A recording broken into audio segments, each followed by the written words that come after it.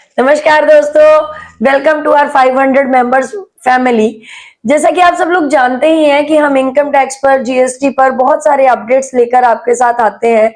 ऐसे ही कुछ updates GSTN के हैं जो कि 1 जुलाई 2026 से शुरू होने वाले हैं और शुरू हो गए हैं। वो कौन कौन सी अपडेट्स हैं, कौन कौन सी चीजें हैं, जिसके ऊपर क्या नए चेंजेस हैं, वो मैं इस पूरी वीडियो में बताऊंगी। लेकिन उससे पहले जिन लोगों ने मेरी वीडियो पहली बार देख रहे हैं, चैनल को सब्सक्राइब कर लें ताकि आपको जो आने वाली नोटिफिकेशंस है वो जरूर आए और आप उसको चेक कर पाए। आज हम जो बात कर रहे हैं वो बेसिकली जीएसटीएन पर है। मैं तो थोड़ा सा पीछे जाऊंगी कि हम थोड़ा सा पीछे देखें। जीएसटीआर 1, फिर जीएसटीआर 1A, 2B, आईएमएस, इन सब चीजों की बात करेंगे इस वीडियो में। इस वीडियो में एंड तक बने रहें और जानें कि क्या नए अपडेट्स हैं और क्या नई नई चीजें हैं जो कि जीएसटीएन पर हो गई हैं या हम पीछे से करते आ रहे हैं। सबसे पहली बात हम बात करें जीएसटीआर 1। जैसा कि सभी लोग मानते हैं, GSTR 1 is outward supply portal कि जो भी हम सेल्स करते हैं, आउटवर्ड सप्लाई करते हैं, we have to report it through GSTR 1। जो भी हमने कोई क्रेडिट नोट्स इशू किए, कुछ किया, वो सब हमारा कहां आ रहा है? जीएसटीआर 1 पर। जीएसटीआर 1 जब हमारी चली जाती है, उसके बाद जो सेकंड स्टेप है वो क्या है? हमारी एक ड्यू डेट हुई। अभी हम सब लोगों को पता है कि अगर आपने outward supply within stipulated due date नहीं की तो you can not pass on the credit of that bills to the other party in the same month. हम वो नहीं कर पाएंगे।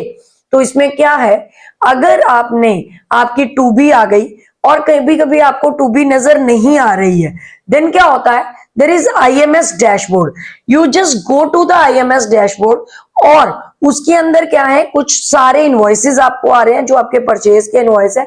जैसे ही आप उनको एक्सेप्ट करते हो, you will get the your ITC in your, एक तरह से हम कहें, 2B। अब यहां पे सबसे बड़ा अपडेट है, जरा रुको और सुनो कि वो अपडेट है क्या। क्या कहता है कि जो आईएमएस पोर्टल है उसमें सारे ही आपके परचेज के बिल्स आ गए। अगर आप उन सारे बिल्स को एक्सेप्ट करोगे, only that you get the credit in your 2B। लेकिन कभी आपको लगता है कि कोई ऐसा बिल है जो आपका है ही नहीं, आपसे रिलेटेड है ही नहीं, वो गलती से आपको आ गया, तो आप उसको रिजेक्ट भी कर सकते हैं। This is the major update in 2B। अब वो हमारी इनवर्ड सप्लाई है।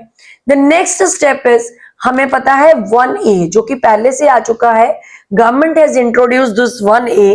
वो क्या कहता है कि अगर कोई भी आपका कोई मिसमैच रह गया R1 में या कुछ भी ऐसा आपका कुछ रह गया है या और डालना है, तो आप किसके थ्रू इसको यूज कर सकते हो?